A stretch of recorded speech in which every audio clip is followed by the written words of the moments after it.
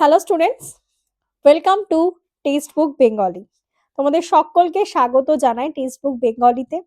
আজকে তোমাদের জন্য আরো একটা ইনফরমেটিভ ভিডিও নিয়ে চলে এসেছি। অ্যাকচুয়ালি বলতে পারো এটা হচ্ছে একটা অ্যানালাইসিস ভিডিও। তার কারণ আগামী 4th অফ ফেব্রুয়ারি থেকে তোমাদের এসএসসি এমটিএস এর এক্সাম শুরু হতে চলেছে এবং অবভিয়াসলি সেটা 2025-এরটা তোমরা এতক্ষণে সবাই জেনে গেছো। এবং সেই পরীক্ষারই কিছু ধরন বিশেষ করে আমি তোমাদের সাথে আজকে আলোচনা করব। আমি আগের একটা ভিডিও করেছিলাম, সেখানে ওভারঅল একটা আলোচনা করেছি। আজকে আমি বিশেষ করে জিকে জিএস এবং কারেন্ট অ্যাফেয়ার্স এর কিছু পোর্শন নিয়ে আলোচনা করার জন্য এসেছি। প্রথমেই বলে রাখি, তোমরা প্রত্যেকেই জানো যে 4th অফ ফেব্রুয়ারি থেকে ক্লাস শুরু হচ্ছে। সরি, 4th অফ ফেব্রুয়ারি থেকে কিন্তু এক্সামটা স্টার্ট হচ্ছে এবং এইবারের ভ্যাকেন্সি রয়েছে 7948 এবং এসএসসি কিন্তু আরেকটা ক্যালেন্ডার আউট করে দিয়েছে। সেখানেও আমরা যেটা এসএসসি এমটিএস হাবেলদার 2026-এর পরীক্ষা, সেটার ইনফরমেশনও পেয়েছি। এবার আমি আজকে তোমাদের সাথে যে বিষয়টা নিয়ে আলোচনা করতে চলেছি, তোমরা জানো প্রত্যেকে যে এই যে নোটিশটা আমরা দেখেছিলাম, সরি, এখানে কিন্তু 15ই জানুয়ারি, আগামী 15ই জানুয়ারি থেকে তোমাদেরকে কিন্তু অনলাইনে নিজেদের স্লটটা বুক করে নিতে হবে, যাতে তোমরা তোমাদের ভেন্যুটা জানতে পারবে না, বাট কোন জায়গার পরীক্ষা তোমাদের চুজ করতে হবে এবং ডেট, বিশেষ করে ডেটটা তোমরা কিন্তু চুজ করতে পারবে। আচ্ছা, এবার চলে আসি মেন টপিকে। আজকে যেটা বিষয় সেটা প্রত্যেকেই তোমরা জানো যে এটা সেশন 1 রয়েছে, ম্যাথ এবং রিজনিং, যেটা হচ্ছে কোয়ালিফাইং ইন নেচার, মানে তোমাকে ওখানে পাস নাম্বারটা তুলতে হবে, তার কোনো নাম্বার টোটাল হবে না। সেখানে তোমাদের 20টা করে প্রশ্ন থাকবে, মোট 40টা প্রশ্ন, 3 নাম্বার করে। তোমাদের ওখানে 120 নাম্বারের মধ্যে পাস নাম্বারটুকু তুলতে হবে এবং ইন্ডিভিজুয়ালি প্রত্যেকটা সাবজেক্টে কিন্তু পাস করতে হবে, ম্যাথ এবং রিজনিং, কোয়ালিফাইং ইন নেচার। আর নেক্সট যেটা আমরা দেখি সব থেকে মেইন, সেটা হচ্ছে GA, general awareness, GK, general knowledge, এবং তার মধ্যে থাকে জিএস, জেনারেল সায়েন্স, এবং এই জেনারেল অ্যাওয়ারনেস এর মধ্যেই পড়ে কিন্তু কারেন্ট অ্যাফেয়ার্স। তো আমি আজকে তোমাদেরকে যে বিষয়টা নিয়ে আলোচনা করব ওভারঅল, অর্থাৎ আমরা এই জিকে জিএস এর মধ্যে কি কি দেখতে পাই। আমরা হিস্ট্রি, ঠিক আছে, হিস্ট্রি থেকে কোশ্চেন আসে। তোমাদেরকে পার্টিকুলার আজকে এই এই টপিক গুলো বলবো, কারণ তার ধরনটাও আমি আসছি পরে। হিস্ট্রি, পলিটি, তারপরে তোমাদের ইকোনমি, থাকে হচ্ছে জিওগ্রাফি,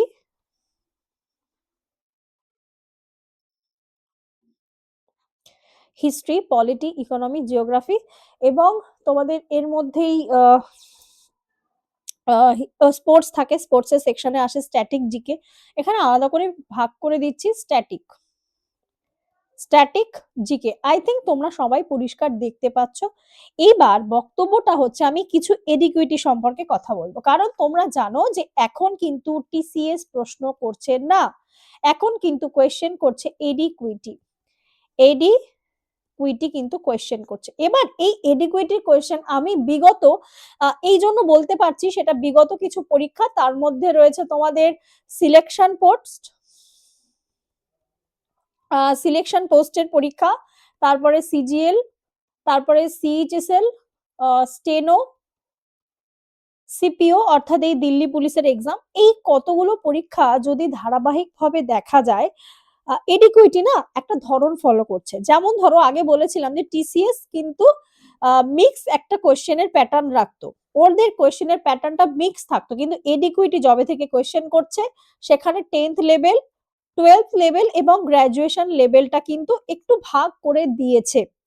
এবং ভেবে নিও না 10th লেভেল মানে একদমই ইজি প্রশ্ন করেছে, কিছু কিছু প্রশ্ন এমন রেখেছে, কারণ এটা আমরা দেখতে পেয়েছিলাম সিলেকশন পোস্টের সময়, সিলেকশন পোস্টে যে 3টে ধারার প্রশ্ন হয়েছিল সেখানে। এবার বক্তব্য হচ্ছে, তো এই যে কতগুলো পরীক্ষার নাম আমি লিখলাম, সেই পরীক্ষাতে তো জিকে জিএস ছিল, সেই পরীক্ষার প্রশ্নের ধরন অনুযায়ী আমি একটা আইডিয়া করতে পেরেছি এবং সেখান থেকে তোমাদের সাথে আমি শেয়ার করছি যে কোন পোর্শন থেকে কতটা, মানে কোন চ্যাপ্টার আমাদেরকে পড়তেই হবে ডেফিনেটলি। দেখো সবার প্রথমে যদি বলি হিস্ট্রির মধ্যে তোমাকে পড়তেই হবে ইন্ডাস ভ্যালি সিভিলাইজেশন, IVC, সেখান থেকে 22টা কোয়েশ্চেন এসেছে অল ওভার পরীক্ষা জুড়ে বলছি, কিন্তু সব শিফট মোটামুটি অ্যাভারেজ করলে। ইন্ডাস ভ্যালি সিভিলাইজেশন থেকে প্রচুর প্রশ্ন এসেছে। আর আসছে বৈদিক এজ বা বৈদিক যুগ আমরা যদি বলি, বৈদিক পিরিয়ড, সেখানে 19টা কোয়েশ্চেন এসেছে। তারপরে যদি বলি মৌর্য এম্পায়ার, মৌর্য বংশ, যদি বলি বাংলায় লিখতে সুবিধা হবে না ইংলিশে জানি না, আমি যাই হোক মুখে বলছি বাংলা, আই থিঙ্ক তোমরা বুঝতে পারছো, তাও আমি বাংলায় লিখে দিচ্ছি, অনেকের অসুবিধা হতে পারে, সরি মূর্ধন্য ষ কেন লিখলাম, মৌর্য, সেই মৌর্য বংশ থেকে যদি বলি বা সেই এম্পায়ার গোটা, সেখান থেকে কিন্তু প্রায় প্রশ্ন এসেছে 11টা কোয়েশ্চেন। আমি কিন্তু যেটার ওয়েটেজ বেশি, মানে এই কটা টপিক হিস্ট্রির মধ্যে তোমাদেরকে অবশ্যই দেখতে হবে। তারপরে গুপ্তা পিরিয়ড বা গুপ্তা ডাইনেস্টি, এখান থেকেও প্রশ্ন এসেছে। গুপ্তা, আবার ইংলিশে লিখলাম সরি, সেখান থেকে কিন্তু 12টা কোয়েশ্চেন এসেছে। আবারও বলছি, একটা ওভারভিউ থেকে কিন্তু তোমাদেরকে বলছি, এই পার্টিকুলারলি হিস্ট্রির মধ্যে এই কটা চ্যাপ্টার তোমাকে ডেফিনেটলি দেখতে হবে এসএসসি এমটিএস এর জন্য। আচ্ছা, তারপরে রয়েছে তোমাদের বুদ্ধিজম, এটা তো বাদ দিচ্ছি আমি কি করে, বুদ্ধিজম, বুদ্ধিজম থেকে 14টা কোয়েশ্চেন এসেছে, এটা কিন্তু তোমাদেরকে ডেফিনেটলি দেখতে হবে, বোঝা গেল।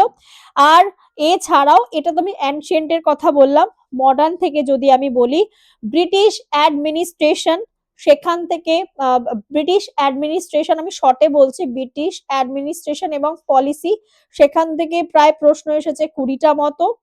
তারপরে ইন্ডিয়ান ন্যাশনাল মুভমেন্ট, ইন্ডিয়ার ন্যাশনাল মুভমেন্ট, সেখান থেকে প্রশ্ন এসেছে ধরো প্রায় 14টা মতো। এবং যেটা তোমাদের মারাঠা এম্পায়ার, সেই সমস্ত, ওটা তো পরের দিকে হবে, মারাঠা এম্পায়ারটা আগে লিখতে হতো, সেখানে ওখান থেকেও প্রায় 11টা মতো প্রশ্ন কিন্তু এসেছে। তারপরে এছাড়াও দিল্লির এখন তো আমি বেশি মানে মডার্নের লাস্টের দিকে বললাম, পরপর চ্যাপ্টার আমার যেটা যেটা মনে পড়ছে তোমাদেরকে আমি উল্লেখ করে বলে দিচ্ছি।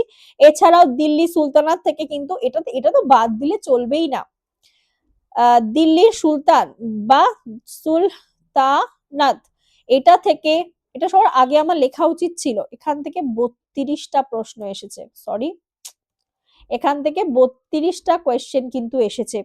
খিলজি তুগলক, এই যে পুরোপুরি পিরিয়ড গুলো রয়েছে। মুঘল এম্পায়ার থেকে, ভাবতে পারবে মুঘল এম্পায়ার থেকে কতগুলো প্রশ্ন এসছে, মুঘল কোথায় লিখি বলো, মুঘল, মুঘল থেকে এসেছে কতগুলো প্রশ্ন জানো, 55টা প্রশ্ন। তাহলে অন্তত আমি বেশি চাপাবো না, তোমরা যদি একটা চ্যাপ্টার খুব ভালোভাবে দেখো, আমি একদম হাইলি ওয়েটেজ ওয়ালা কোয়েশ্চেন গুলো করালাম, এবং অ্যানশিয়েন্ট আর্ট এবং কালচার, ও এই নিদর্শনটা কোন যুগের বা কোথায় পাওয়া গেছে, অ্যানশিয়েন্ট আর্ট এবং কালচার, সেখান থেকেও মোটামুটি প্রশ্ন কিন্তু 13-14টা দেখা গেছে। আর ওই বিভিন্ন ডাইনেস্টি থেকে 12টা কোশ্চেন অ্যাভারেজে। এই কটা চ্যাপ্টার একদম বাদ দেওয়া যাবে না। হিস্ট্রির মধ্যে মেন নিজের যদি নোট থাকে ভালো করে ফলো করো, প্রচুর কোয়েশ্চেন প্র্যাকটিস করানো আছে, সেগুলো ভালো করে দেখো। গেল, এবার আমি পলিটি নিয়ে যদি কিছু মানে আলোচনা করি, সেই পলিটির মধ্যে দেখতে পাবো কনস্টিটিউশনাল বডি, এই যে কনস্টিটিউশনাল বডি, কনস্টিটিউশনাল বডি থেকে এসেছে 25টা প্রশ্ন। পুরো লেখাটা আমার বেঁকে গেল, অ্যাকচুয়ালি যেভাবে লিখতে চেয়েছিলাম লিখতে পারলাম না, তোমাদেরকে বুঝিয়ে দিতে পারলেই হবে। অ্যাক্ট এবং রুল, অ্যামেন্ডমেন্ট যে অ্যাক্ট আছে, অ্যাক্ট এবং রুল, সেখান থেকে প্রশ্ন এসেছে 15টা মতো। তারপরে ফান্ডামেন্টাল রাইট, সব থেকে ইম্পর্টেন্ট একটা টপিক, ফান্ডামেন্টাল রাইট, সেই এফআর থেকে কিন্তু এসেছে 15টা।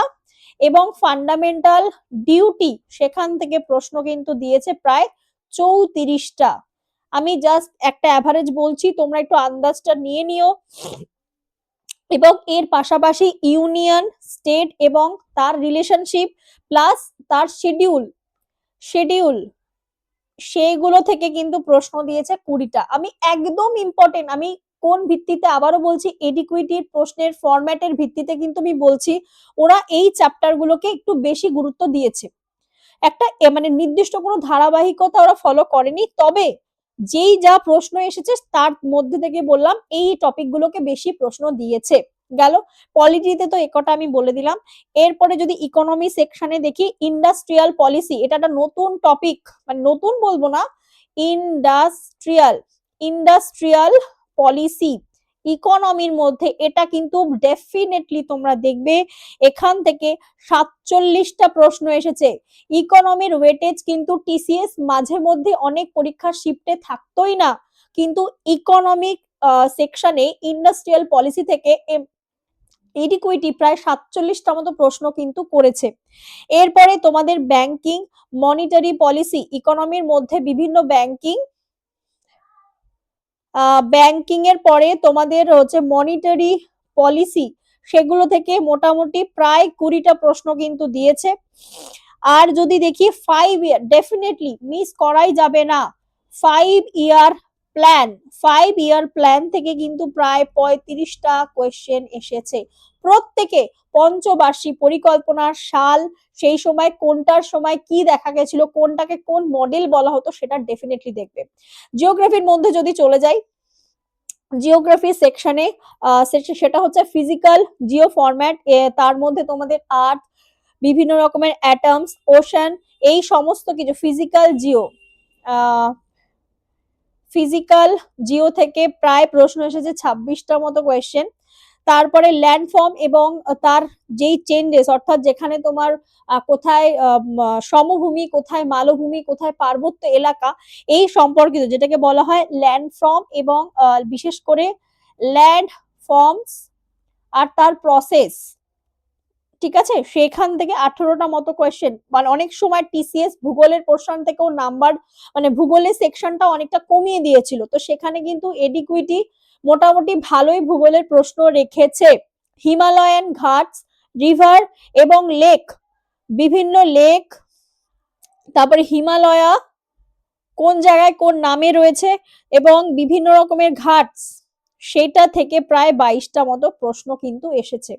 জিওগ্রাফি বলে দিলাম, হিস্ট্রি কমপ্লিট করে দিয়েছি। এইবার চলে আসি আমি স্ট্যাটিক জিকেতে। স্ট্যাটিকে তোমার বিশেষ করে ম্যাক্সিমাম প্রশ্ন কিন্তু এসেছে sports, folk, dance, culture, festival থেকে, এবং তারপরে হচ্ছে গিয়ে ক্লাইমেট চেঞ্জ, এবং যেটা হচ্ছে স্পেস স্যাটেলাইট, সেখান থেকে প্রায় 78টা মতো কিন্তু, যেটা বর্তমান সময় আমি তোমাদেরকে অলওয়েজ পড়াই, মানে স্ট্যাটিকের সাথে সাথে সি এর কিছু মধ্যে, যেখানে কোন দেশ থেকে কি কি মিসাইল লঞ্চ করা হলো বা কোন সংস্থা করেছে, বিশেষ করে তোমাদের স্পেস এবং স্যাটেলাইট, আবারও বলছি স্পেস এবং স্যাটেলাইট, স্পেস এবং স্যাটেলাইট থেকে কিন্তু 78টা প্রশ্ন দিয়েছে। Not a number of joke, এটা কিন্তু হিউজ একটা নাম্বার। আমি মানে ওভারঅল বললাম যে সি এর পোর্শনে কোশ্চেন রেখেছে, তাহলে বুঝতেই পারছো সমস্ত শিফটের মধ্যে স্পেস স্যাটেলাইটের কোশ্চেনটা কিন্তু রেখেছে। মানে কোন প্রশ্ন দিয়েছে সেটা আমাদের প্রশ্নে আলাদা আলাদা করে ভাগ দেখলে বুঝতে পারবো, বাট এই টপিকটাই প্রশ্ন রেখেছে, বোঝা গেল। আর সায়েন্সের থেকে জেনারেল সায়েন্সের মধ্যেও তোমাদেরকে একটা আলাদা টপিক আলোচনা করে দেবো, তবে সায়েন্সের পোর্শনের থেকে কিন্তু আর্টসের পোর্শনের বেশি দেখা গেছে প্রশ্ন। হিস্ট্রি, পলিটি, ইকোনমি, জিওগ্রাফি, এগুলো থেকে তোমাদেরকে ডিটেলসে বললাম। এই চ্যাপ্টার গুলো কিন্তু বাদ দিও না, হাতের লেখাটা একটু অ্যাডজাস্ট করে নিও, বাট আমি মুখে বলেছি, কানে তোমরা নিজেরাও শুনে নেবে। স্ট্যাটিকে মোটামুটি স্পোর্টস, ইন্ডেক্স এবং অ্যাপয়েন্টমেন্ট, কি কি বললাম, স্ট্যাটিকের মধ্যে স্পোর্টস, ইন্ডেক্স, বিভিন্ন রকমের যে ইন্ডেক্স, অ্যাপয়েন্টমেন্ট, বিভিন্ন নিযুক্তি, এবং ইম্পর্টেন্ট ডেজ এবং ইভেন্ট, ইম্পর্টেন্ট ডেজ এবং ইভেন্ট, এগুলো কিন্তু প্রশ্ন দিয়েছে। ঠিক আছে, আশা করি তোমাদের একটা আন্দাজ আমি দিতে পারলাম। আরো আমি অনেকগুলো ভিডিও করে দেবো, কারণ আমাকে নিজেও যথারীতি বিভিন্ন রকমের প্রশ্ন নিয়ে আলোচনা করে দেখে, যাতে এমটিএস আগামী যে পরীক্ষাটা এডিকুইটি কোয়েশ্চেন করবে, তো কারণ জানো প্রত্যেকেই পুরো আসল খেলাটা কিন্তু হবে জিকেজিএস এবং ইংলিশে। ইংলিশের পোর্শনটা নিয়েও অবশ্যই গৌতম স্যার তোমাদেরকে খুব ভালোভাবে বিভিন্ন ক্লাসের মাধ্যমে বুঝিয়ে দিয়েছেন। আমি জিকেজিএস এবং কারেন্ট অ্যাফেয়ার্স এর পার্টটা নিয়ে তোমাদের সাথে আলোচনা করলাম, আশা করি এটা তোমাদের কাছে হেল্পফুল হবে। তো এখন থেকে টপিকগুলোর রিভিশন শুরু করে দাও, আমি এটুকুই বলতে পারি। আর কারেন্ট অ্যাফেয়ার্স এর ক্লাস তো আমি অবশ্যই তোমাদের জন্য করাচ্ছি।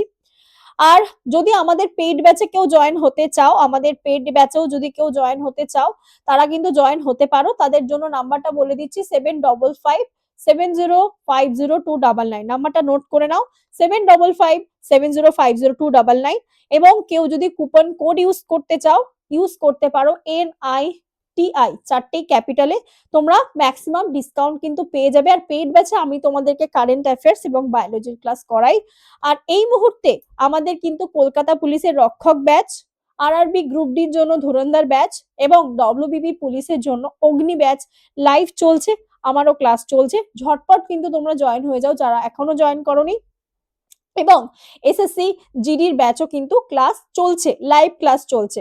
আর অবশ্যই যারা যারা ব্যাচ নেবে, নেওয়ার পরে বেঙ্গল এক্সামটাকে কিন্তু সিলেক্ট করতে একদম ভুলবে না। কেমন? একদম ভুলবে না। আর হ্যাঁ, অবশ্যই আমাদের কিন্তু আরেকটা জিনিস তোমাদেরকে বলা হয়নি, সেটা হচ্ছে রেস 1 টাকা। 1 টাকা দিয়ে কিন্তু তোমরা এখন ব্যাচ নিয়ে পড়াশোনা করতে পারো। 1 টাকা দিয়ে তুমি পারচেস করলে তোমার 2 দিনের ভ্যালিডিটি থাকবে, 2 ডেজ। তার মধ্যে তুমি চাইলে অটোপেটা অফ করে দিও, কোনো সমস্যা নেই, তোমার কিন্তু কোনো এক্সট্রা টাকা কাটবে না।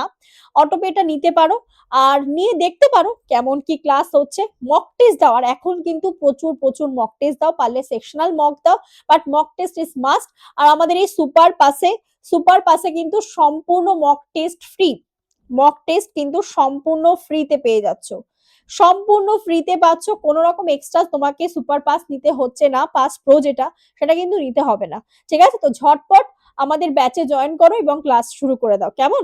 তো এটা হচ্ছে অফিসিয়াল টেলিগ্রাম আমাদের চ্যানেলের, টেক্সটবুক বেঙ্গলি চ্যানেলের এবং সুপার পাসের জন্য।